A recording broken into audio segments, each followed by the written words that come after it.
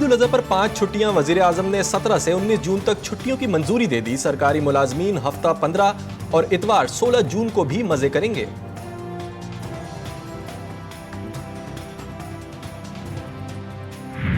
बड़ी ईद की बड़ी तैयारियां। मवेशी मंडियों में रौनकें उरूज पर। शहरियों को मोटे तगड़े जानवरों की तलाश। कद काट में फिटफाट। सूरजमुखी अपनी मिसाल आप। कराची की मवेशी मंडी में धूम मच गई। मालिक ने 1 करोड़ मांग लिए।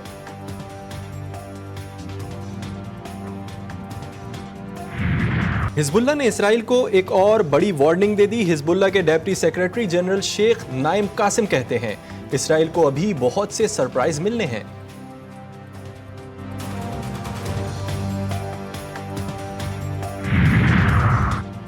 गजा में जंग बंदी के लिए अमरीकी सदर बाइडेन की तजावीज़ की हिमायत में अक़वाम मुत्तहिदा की सलामती कौंसिल में करारदाद मंजूर। जंग बंदी की कोशिशों के बावजूद गजा में फ़लस्तीनियों का कत्लेआम जारी। शोहदा की तादाद 37,164 तक पहुंच गई। फ़लस्तीनी सदर महमूद अब्बास की उर्दन में मुनक़दा कॉल फॉर एक्शन कॉन्फ्रेंस में शिरकत। खिताब में कहा गजा में फ़लस्तीनी इंतहाई मुश्किल ज़िंदगी गुजार रहे हैं। आलमी बिरादरी इसराइल पर मज़ीद दबाव बढ़ाने के लिए इक़दामात करे।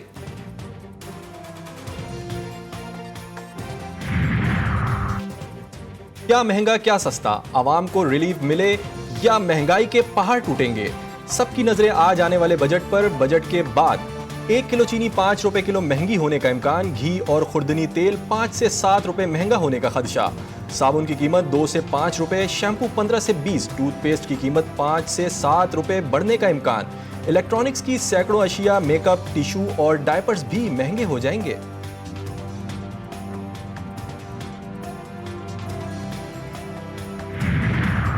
महंगाई का बार और टैक्सों की भरमार। बजट में तारीख का सबसे बड़ा टैक्स वसूलियों का हदफ 12,900 अरब रुपए तजवीज़। 2,000 अरब रुपए इजाफी रेवेन्यू हासिल करने के लिए नए टैक्सेस लगाने की तजवीज़। पेट्रोलियम मसनूआत पर इब्तिदाई मरहले में 6% सेल्स टैक्स की तजवीज़। सेल्स टैक्स इस्तिस्ना खत्म करने की भी तैयारियां।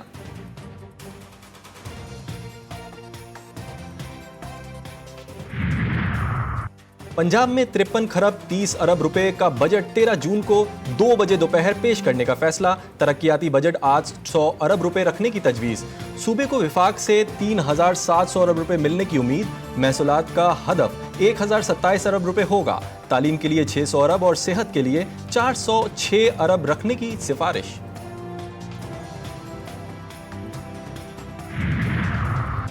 सिंध का बजट 14 जून को पेश होगा। सफेद पोश और गरीबों को बिजली बिलों में सब्सिडी दी जाएगी। असेंबली इजलास से कबल सिंध काबीना का बजट इजलास 14 जून को सुबह 9 बजे तलब। दोपहर 3 बजे असेंबली में सूबे का आइंदा माली साल का बजट पेश किया जाएगा।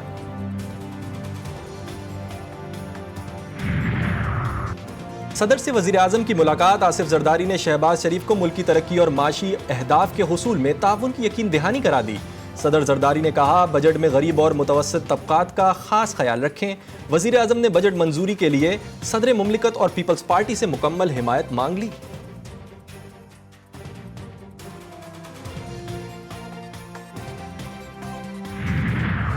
हुकूमत अहम माशी अहदाफ हासिल करने में नाकाम। माशी शरह नमू, महंगाई, सनती और खिदमात के शोबों के लिए हदफ हासिल ना हो सके। कौमी इक्तिसादी सर्वे के मुताबिक माशी शरह नमू 2.38% रही।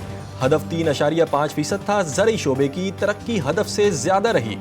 ग्रोथ 6.25% रही। हदफ 3.5% था। रवा माली साल औसत महंगाई 2.23% रहने की तगमिया। हदफ 21% मुकर्रर था। पहले 10 माह में विफाकी हुकूमत का कर्ज 5,243 अरब रुपए बढ़ा। अप्रैल 2024 तक विफाकी हुकूमत का कर्ज 66,083 अरब रुपए से तजावुज कर गया।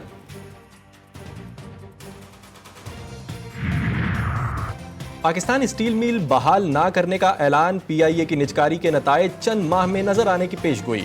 इस्लामाबाद एयरपोर्ट की आउटसोर्सिंग भी काम जारी है। वज़ीर ख़ज़ाना मोहम्मद औरंगज़ेब ने इक्तिसादी सर्वे पेश करते हुए कहा कि निजकारी सिर्फ इन 2 इदारों तक महदूद नहीं रहेगी। शरह सूद मजीद कम होनी चाहिए। कर्जों की अदायगी जारी रहेंगी। सिक्योरिटी इशू की वजह से CPEC 2 को नुकसान हुआ। इस्लाहात पर तवज्जो दे रहे हैं। मौशी गवर्नेंस ठीक करनी है। करंट अकाउंट खसारा $50 करोड़ तक महदूद रखने में कामयाब हुए। रेवेन्यू कलेक्शन में 13% इजाफा हुआ। IMF प्रोग्राम में जाना जरूरी था क्योंकि प्लान बी नहीं था।